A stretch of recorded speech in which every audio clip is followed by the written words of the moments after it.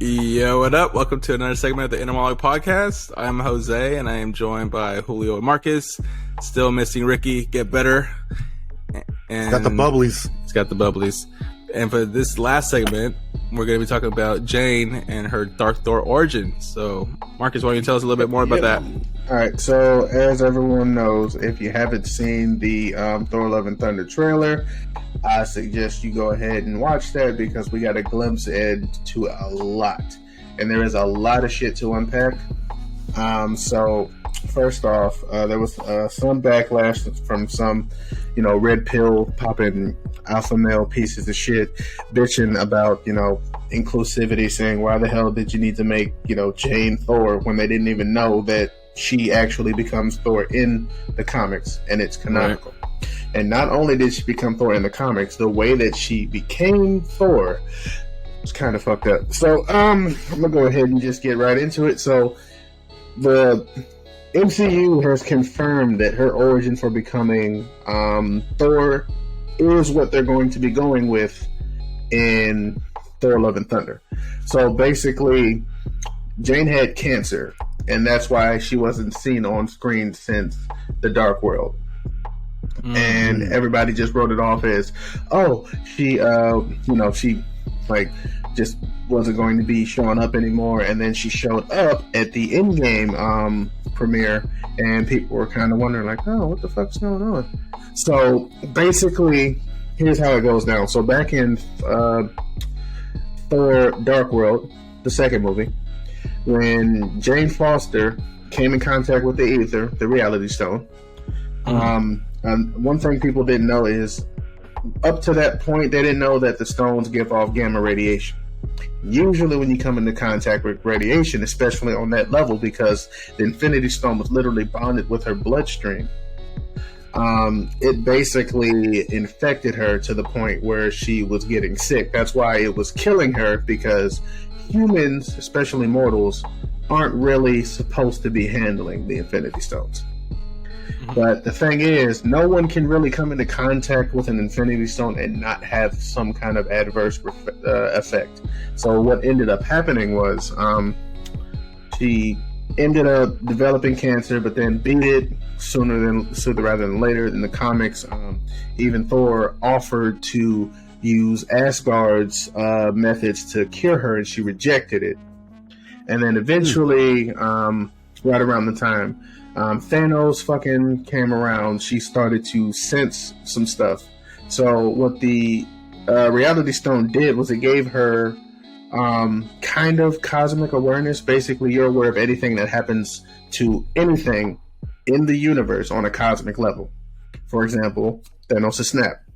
So when that happened, she ended up going to what is now New Asgard and went over to the same pool that Thor went into to kind of figure shit out during Avengers.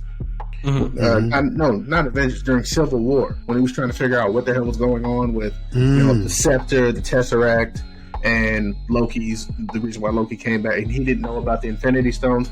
So she went to that same pool,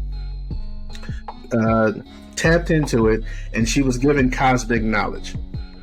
She learned about the origins of the Infinity Stone. She learned about Thanos' insane crusade, and she was able to kind of manifest certain powers. And eventually, over time, she developed certain abilities. And when Loki gathered the remaining pieces of Mjolnir that were broken by Hela in Thor Ragnarok 3, and I'm assuming with the help of the dwarf reforged it, as soon as she took hold of it, she was granted the power of Thor, because at that point she was deemed worthy, and she became Jane Thor.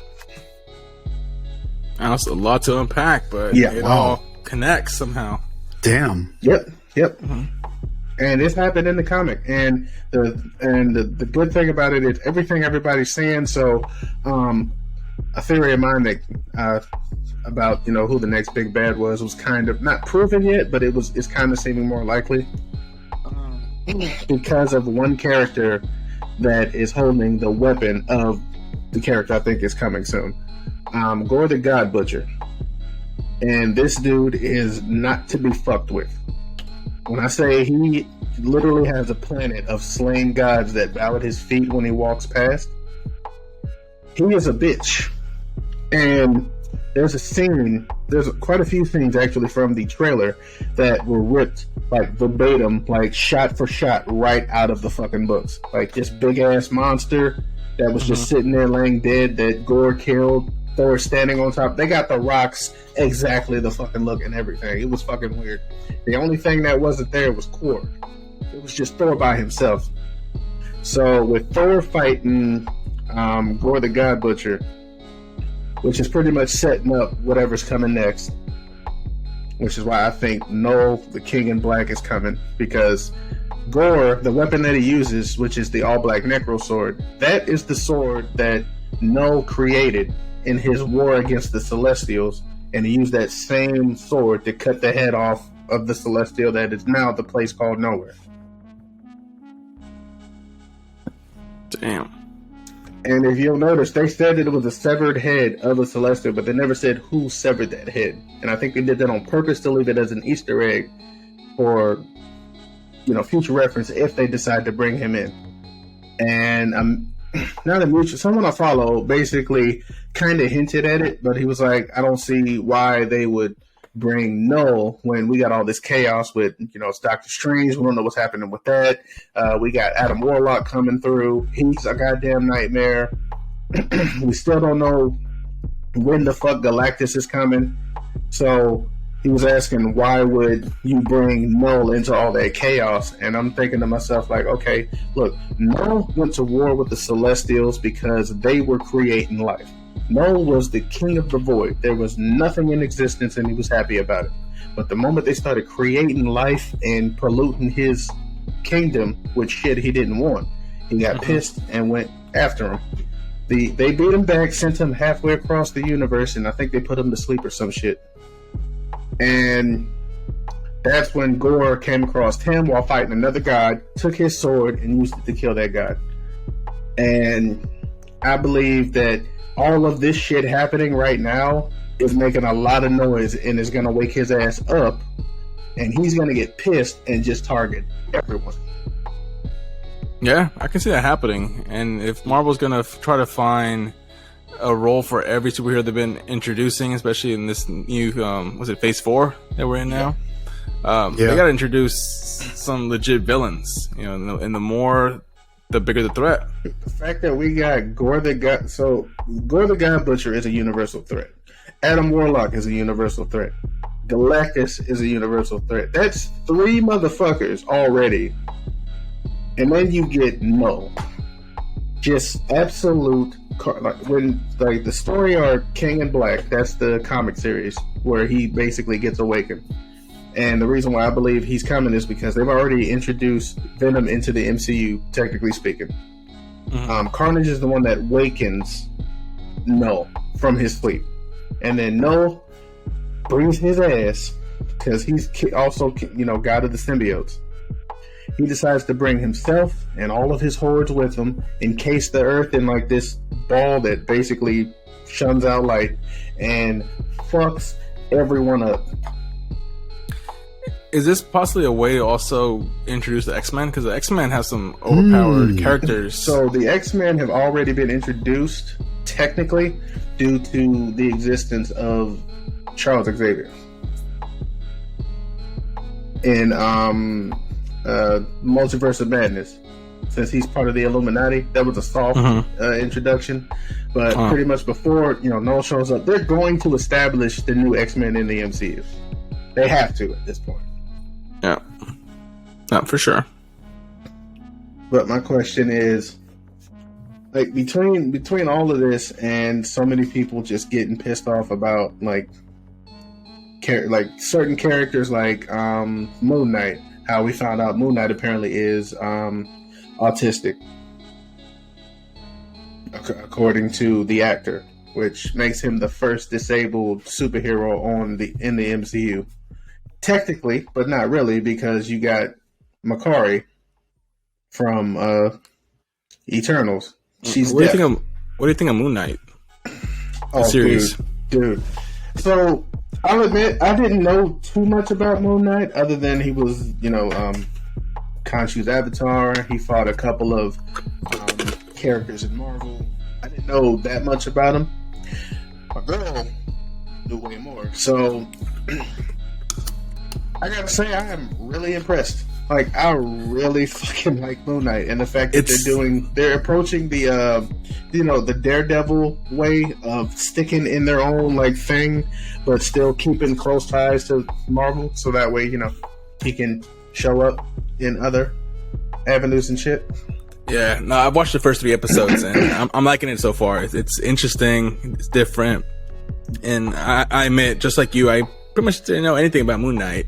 I think for the longest I had this idea that Moon Knight was Marvel's version of Batman. And that's not the case. That is not the case at all. It is on some other other level with the Moon God and kind of all the supernatural things going on in there. Yeah, but I'm liking it. I'm like, shit, I'm designing a cosplay off of his Mr. Knight, the one with the suit and shit. Oh yeah. Yeah. I'm working on that. That's badass. And I'll admit, the way that they're going, like, dude, all 3, well, I mean, okay, all 4, is it 4? Wait, WandaVision, Loki, alright. Oh, okay. 5, all 5 have been massive hits. WandaVision, not as much, but it was still kind of a hit. I gotta watch it. I haven't got past the black and white sections. Trust me, it's but once the shit gets rolling, it gets better. We had to fight through it too. It was ridiculous. But I gotta say, the way that they're going about shooting these TV shows is amazing. Oh yeah. Not only that, because it kept, like, you go into something expecting a certain level of shit. So the fact that they meted my expectations and kind of went a little bit even over, because I was like, dude, this shit is fucking amazing. Like, Moon Knight confused the fuck out of me, but the way that they writ each episode, like, drawing you in to the point where you want more, it's like, okay, next time on Dragon Ball Z. Yeah. Stay tuned. Will Moon Knight die in the next episode? Find out. That's what throws me the fuck off, dude. Oh my god. Yeah, for sure. And we're planning on going to go see Morbius and she wants to go see Doctor Strange. I'm trying to line up another double feature, but then I forgot about Sonic 2. Oh, Sonic 2's good. Oh, I heard. Oh god damn it, I heard. I was a little disappointed hearing that Jim Carrey is retiring, so he won't be playing his role. But Dr. Robotnik is not really a lengthy type of villain to keep going through, so there's not much character development to him. And the studio's already said that if Jim Carrey retires, they're not going to replace him, so they're just going to write out Dr. Robotnik. And I'm fine with that. But they're hoping that they can write a script good enough to entice Jim Carrey to continue acting. But this thing can go on forever and ever with Sonic, because it's also a very character-rich and story-driven series. Where, like, now they're hinting at Shadow for the 3rd movie. Yeah, I was like, oh shit! I was like, bro, if Shadow busts his ass up in there, game over. Yeah, because Knuckles, like, introduction of Tails at the end of the first one was like, aw shit, Tails, and then Knuckles, the way he made his appearance, you're like, damn. And now you got Shadow coming in. They still haven't introduced Silver or Amy, so it's got potential, man. All of the other fucking, like the crocodile, I forget his name. Or the bat. So, yeah. They've got enough material to literally make this because they're trying to make their own cinematic universe. Yeah, I think Knuckles is getting a spin-off show. Yeah, if I'm not mistaken. In the spin-off show, they've already confirmed Sonic 3. At some point, they're trying to decide. Damn, that was fast. What are you talking about? We talked about this Sonic in the 3? previous episode. Already? Why don't I remember that? You're drunk, Julio. I actually have had a few beers today. Anywho's a beast. So between that, I did hear that they were considering whether or not they wanted to do a Tails origin story. I mean, I know Knuckles is basically going to get his own in his show. Yeah. Shadow might get one. This is literally shaping up to be a fucking Sega cinematic universe. Pretty much, and I'm all for it. Dude, what if I'm all for it. Same what here. if they do Mega Man? Mega Man. Oh, Mega Man. Yes. Yes. Mega Man. God damn it. We need a Mega Man. That'd be pretty cool to watch. That's gonna be my next knockout highlight. It's gonna be using Mega Man. We gotta hit up S. Johnson voiceovers and have him start pushing these companies and release to do stuff like this. Yeah. He already got McDonald's to bring back the snack wrap. So Yeah. And the Oreo cakes. yeah. So, I knew that was gonna happen though. Dude, how you gonna give us some gold like that and then take it the fuck away? Like there were some dude, they couldn't keep it on the fucking shelf.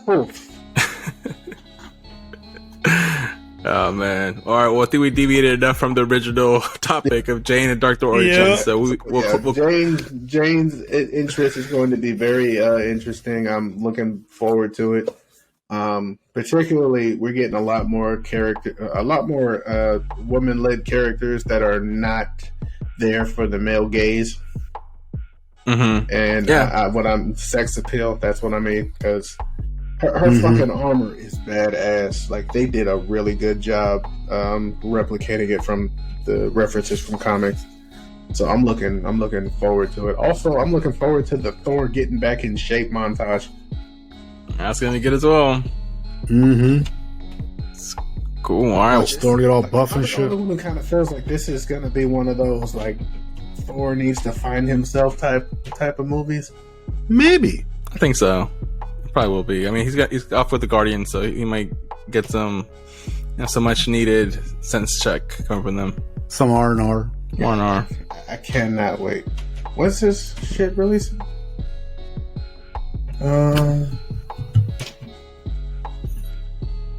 July. So July 8th. Julio. After Doctor Strange. So Julio Ocho. Sweet. All right. Well, that wraps it up for this segment.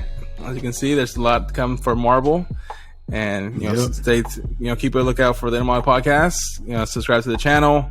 Follow us on our social media. We got a TikTok. We got an Instagram. What else we got?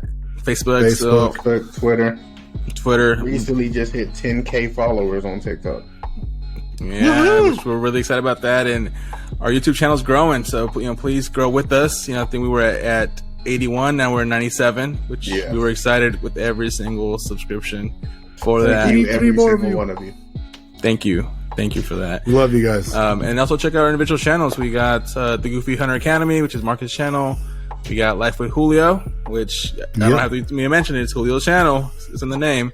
And we got Mo Boxing No Problem, which is my channel. So please check those out and also support them. With that, we are out. Everybody.